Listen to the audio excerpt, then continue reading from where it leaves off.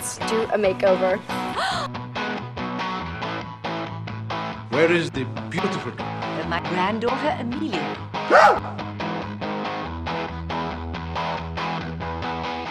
I think I was in high school, so I was probably about 15 or 16. When I was 12 or 13. I think probably like young teenager. Girls would carry makeup, and the minute they got out the door, they would put it on. I wanted to look attractive and grown up. So that's the transitioning between being a young girl to being a woman. It makes me feel confident, and it also makes me feel attractive.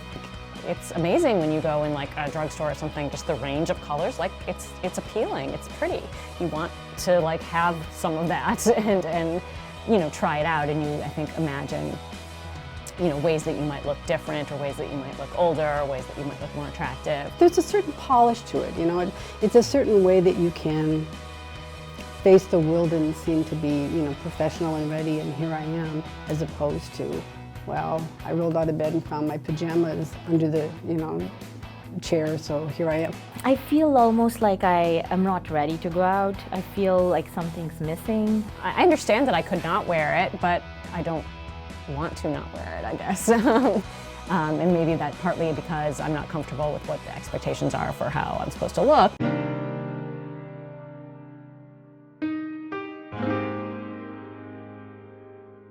You wear too much eye makeup. My sister wears too much. People think she's a whore. But the makeup, the stupid eyes. I looked at this picture and I thought they dug up Whitney Houston. Those raccoon eyes are ridiculous. We don't want you to look like a peacock, like a powdered donut. Just make it look natural and good. Hey girls, why must you put that big fairy tale all over your face? Be the hottest girl in the nation with just a touch of foundation. Girl, I can't be seen with the ghost from the rain. That's why I invented this revolutionary makeup gun. It's for the woman who only has 4/5 of a second to get ready. Close your eyes, Marge. And now you're ready for a night on the town. Homer, you've got it set on whore.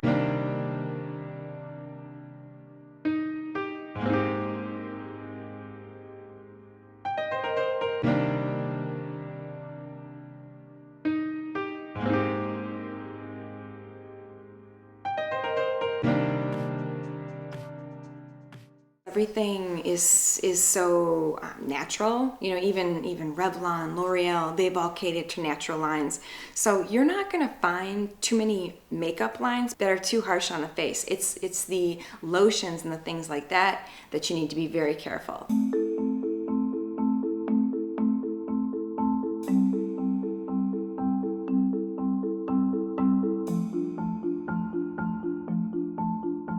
Any part of your body, your face needs to breathe.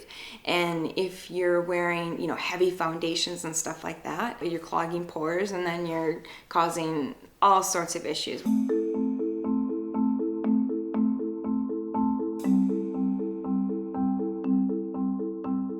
I wouldn't say there's a best way to wear it, but I would say there's a best way to take it off.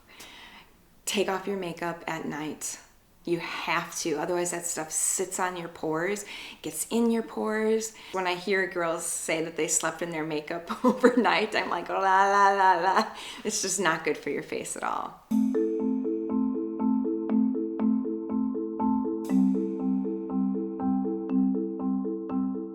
Cosmetic use in terms of altering the look of the face is much more acceptable and desirable, and something that is considered to be almost a behavior that women need to engage in terms of looking physically attractive. The things that are considered to be physically attractive for a woman tends to highlight makeup that makes a woman's eyes look bigger, that her eyebrows are thinner, her mouth is larger, and sort of a rounder face with more prominent cheekbones.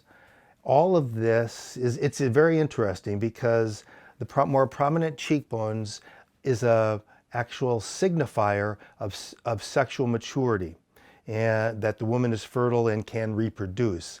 The The rounder face is a more immature, childlike look, indicating someone of lower status, someone that it might cause a protective response by males. In West Africa, there's a whole set of cultures that have what has been called the Adonis complex, that young men, warriors, will make themselves up to be sort of additionally attractive. But hey, being a warrior also means you're incredibly fierce, and it's a specific role that you play.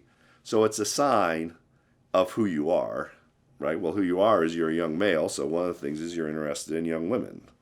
But you also have these other cultural roles as well that you're playing.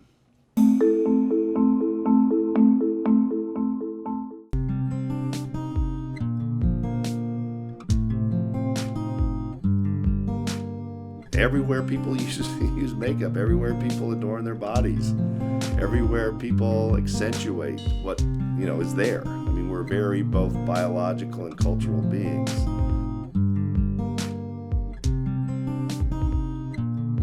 Cultures that are very heavily, that have a lot of heavy influence from media are probably the ones that are most vulnerable. In India, for example, being fair is a beauty ideal that is quite glamorized.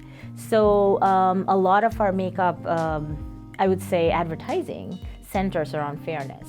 So, and that is something that applies not just to women, but even men, which is interesting because they sell a lot of fairness products even for guys, and they will say something like fair and handsome. South Korea is one of the countries where there's maximum cosmetic surgeries happening because in their country, the norm for attractiveness has been, okay, if you can have bigger eyelids, bigger eyes, blonde hair, something like that. What's intriguing is how important makeup is in setting gender lines in our society. And we see groups that intentionally break those barriers. So think of drag queens or something like that. Think of the whole transsexual arguments that are going on now. But I don't think that it presages a change. I think that's an actual statement that exists within the existing lines that have been set up.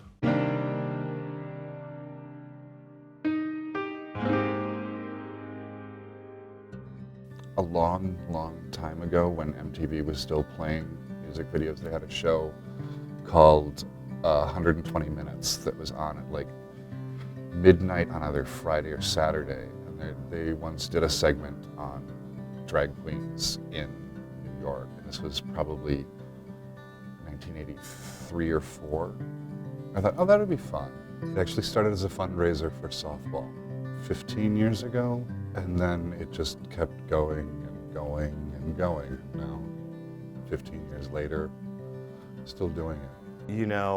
It was like sexual liberation was happening. All these things were really happening. It was kind of an exciting time for everybody because people were experimenting with the way they looked and how they went out and sexuality and all these things. So I was discovered kind of at the disco by a photographer and his team, and they kind of transformed me. Up until then, I wasn't really per se trying to be a woman or anything, and they just, styled me.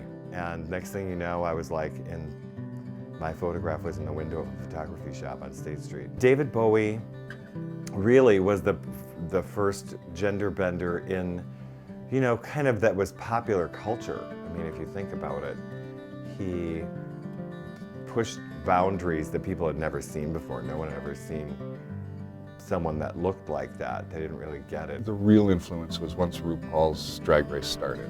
It's really funny about what works best for your face. I have a double chin, so there's a lot of contouring under the chin. Makeup is transformative for anybody. There is a fascination for men to transform. I love Miss Fame.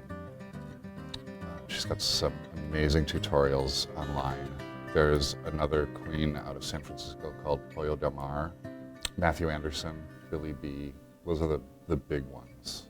It's not everyday makeup, but you can use the tricks in everyday life. But it's different painting to become a woman than painting a woman, because cover girl, don't cover boy. People didn't like it. I mean, I remember walking down the streets in Madison and stuff, just, you know, punk rock, being punk and having like black eyeliner on and, you know, I had shaved off eyebrows. People would like chase you down the street. I mean, it was literally like that. Seriously, people would yell at you from across the street and start throwing stuff at you. If you feel good, people will react to you well. When you don't feel good about yourself, it's hard. If you can't love yourself, how in the hell you gonna love somebody else? Can I get an amen up in here?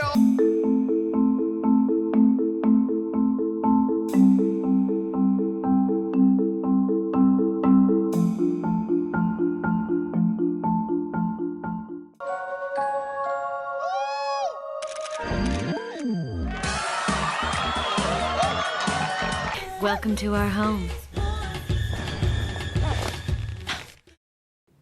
Media give us ideas of what ideals are, of hegemonic ideals, of what the ideal male looks like, what the ideal female looks like.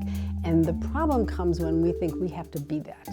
There's actually a huge array of ways to be beautiful, of ways to be attractive, of ways to be masculine, of ways to be anything. But media simplifies things, and media tend to give us an idea of one or maybe two options there, and then we start to feel if we don't fit, then we somehow don't deserve existence. And there's even research that says that if you're not pictured in media, if you can't find yourself in media, you are symbolically annihilated from your culture, from your society. But I think in our culture it's become much more about adornment rather than actually procreation. So the idea of eye candy for both males and females has become really, really important. Certain kinds of ideals for femininity that get repeated over and over again. Larger breasts, thinner waists, longer legs, all of those things. You know, like the Barbie ideal, which everyone knows is not humanly possible in terms of actual human proportions, but remains an ideal nonetheless. And of course, things like cosmetic surgery make that, you know, possible for some people, or nearly possible for some people in ways that the average person could never attain. Makeup is so fascinating because there's no, there's no actual need for it, right? And yet it's a huge industry.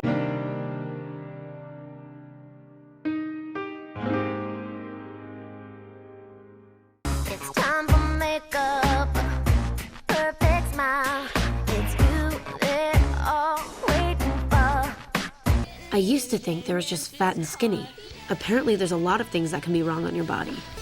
I have temporary lip fillers. It's just an insecurity of mine, and it's what I wanted to do. Some days I just think I want to crawl in my cave and I don't feel confident at all, and other days I feel great, and I think it's like that for all human beings. Well, you are beautiful on the inside and the outside. Only when hair and makeup come 3 hours. Yeah. You do realize that you're like one of the hottest. Like, but you know that. No, I'm serious, but you know that. No, I'm so insecure lately. We have all eyes on us all the time, so especially for me at my age, trying to find myself, it's hard to not let it affect you.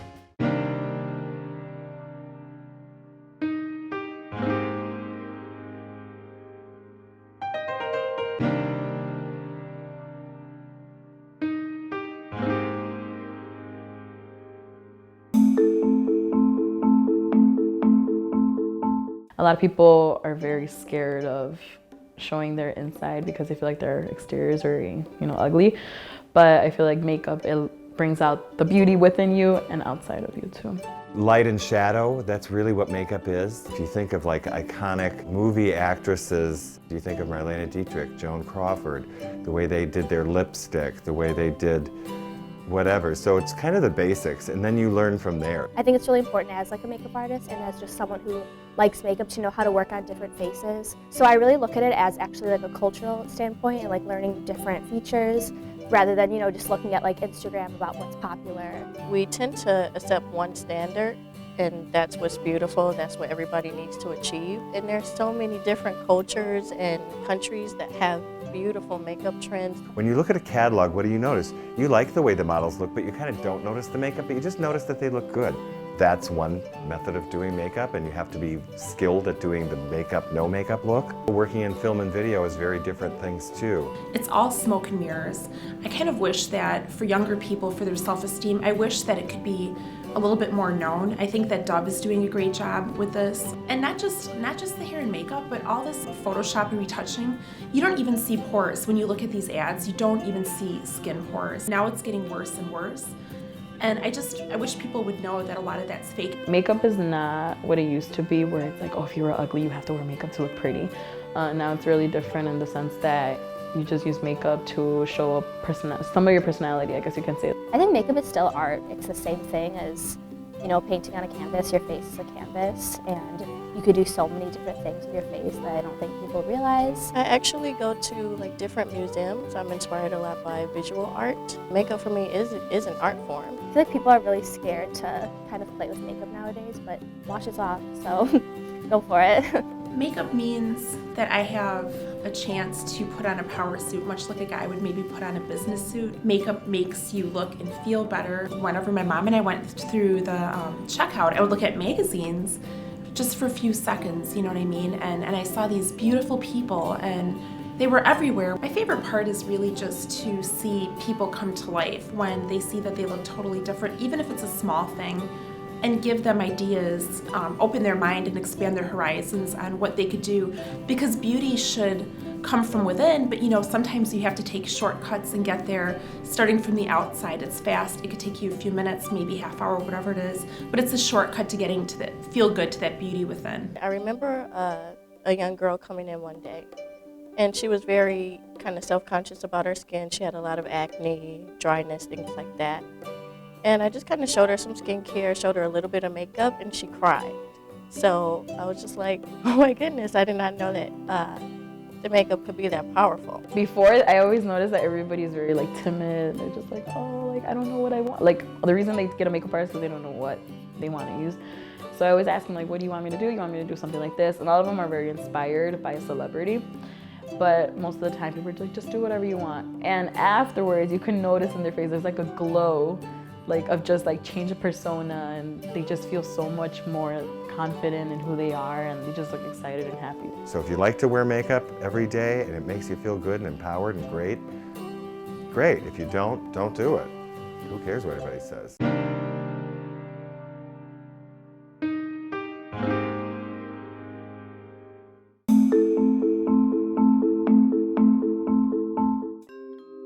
Brand advertising is one of the most pervasive influences.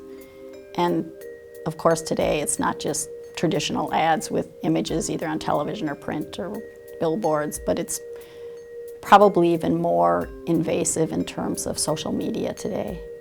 And then that gets picked up, I think, really early on. I mean, when we see little girls wearing princess costumes and wanting to have their hair done a certain way and look pretty, which might involve wearing makeup. Mommy, she's thinking I'm not beautiful, and I am always beautiful. I just want to be a part of the cool crowd. I just feel like I don't have what it takes. I have something here for you. This lip gloss, it worked for me. My lip gloss is popping, my lip gloss is too. All the boys keep jocking, they chase me after school. Wait and see when we're through. Boys will gladly go to war for you. With good fortune and a great hairdo, you'll bring honor to us all. You've got to deal with your kids growing older. No, she's 11 years old, and she shouldn't be wearing all that makeup, and she shouldn't be wearing that outfit. And that's the bottom line. It's over. It's done. I have a niece that's, she's 12, but she has started talking about how people in school talk about these things. They're very conscious about their bodies. They see a lot of images, even with, you know, some of the preteen stars, like Hannah Montana, for example. So many kids grew up listening or watching her, and then she became one of those people that sort of, you know, fits in with that ideal body type. When you're really young and you're looking at a doll or an image, what you're doing is it's becoming something that your head normalizes. So it's not that you're saying, oh, I have to be like Barbie. It's almost like this is what people have to be like. And it's a subconscious thing that people start to think about. It sets expectations. It socializes people to think about beauty in a certain way. It also fits into a very narrow definition of what sexuality and gender is, which leaves certain people out of that or makes them feel marginalized because we have a pretty narrow framing of masculinity and femininity in this culture.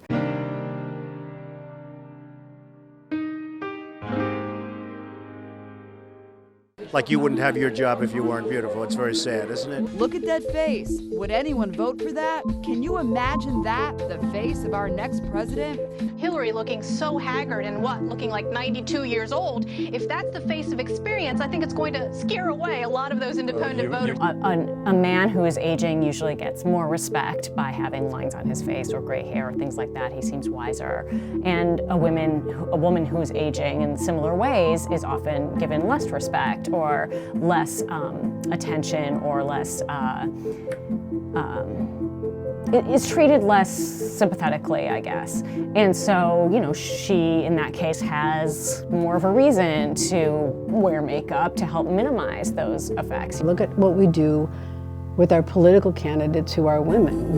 We take apart their legs, their posture, their weight, how they tie their hair back. Sometimes when I see Hillary Clinton doing, you know, debates and other kinds of personal appearances, you know how much it's taking more time for her to be prepped for a debate because it's not just about the information, it's the extent to which her physical appearance has to be prepared compared to men's. There's pressure for women to somehow be aesthetically pleasing. That's right in there on your resume, along with being intelligent and skilled and able to contribute to society. And your worth goes down dramatically if you do the terribly bold thing of getting older. In the corporate world, there would be an expectation and women would be looked at kind of oddly if they didn't have at least mascara on. There's just sort of like this bare minimum that would be culturally normal.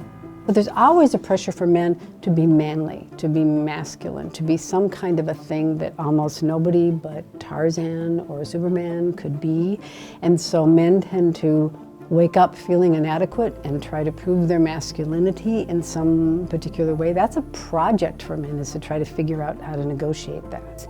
If there's some kind of makeup use going on, it had better be in front of the camera or really secret.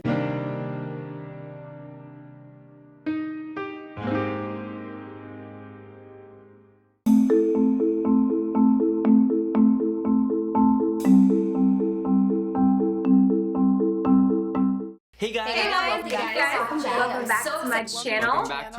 back to my channel. When it comes to YouTube and makeup, it has created a whole different field now as a career. Instead of people just having a job as a makeup artist where you go door to door and do people's makeup, or, you know, like at weddings or anything like that, now you can put that on YouTube as a tutorial. It's still very confusing to a lot of people, and I think it's going to continue to be because it's something that's not traditional at all. I used to work at a bank, and now I have a YouTube career where pretty much I just upload on a regular schedule. I have a beauty, fashion, and lifestyle video channel, so pretty much I share how to recreate a makeup look or how to do a certain hairstyle, what to wear for the week, and over time, just my audience started growing. You can subscribe to the channel, and that way more people are more likely to watch that video. So over time, YouTube starts to put people into their system where they get paid for having advertisement on there. For example, if there's like an ad that you watch before you click on a video, they get paid off of that. When I was in high school, I always got so many questions on my hair, my makeup, and my outfits. And often my friends and family would ask me to do their makeup. So I decided to not only share my tips with them, but also put it on the internet so more people can get inspired. There's several people who I always watch their videos, and their makeup routines or just certain different ways that they do their makeup is something that I get inspiration from. Kristen Dominique, she's one that I really look up to, and also Makeup by A. Marie. They do lovely makeup, and they do something from so simple to something very glam. I try to make sure that my audience, which is a very young audience, that they see that makeup is not just to hide imperfections or to feel better about themselves, but to give them confidence both in and out. It allows me to be more creative with not only but myself, but like other people. It's just something that's fun. It's a fun hobby for me.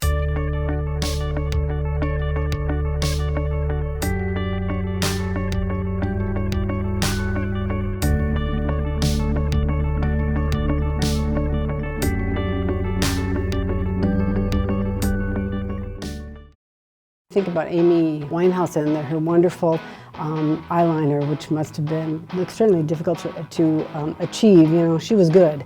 But that was such a statement about her. And that said a lot about her attitude and the time, the historic time that her art comments on. And it just really was a whole presence for her. That wasn't her value, but it helped communicate who she was and in a really artistic way. I might not ideally want to wear makeup, but I know that if I do, people are going to respond to me more positively. I'm going to be able to get along better in the world. I'm going to be treated better. I'm going to be given more respect and things like that. So sometimes it's a very calculated choice to present oneself in that way.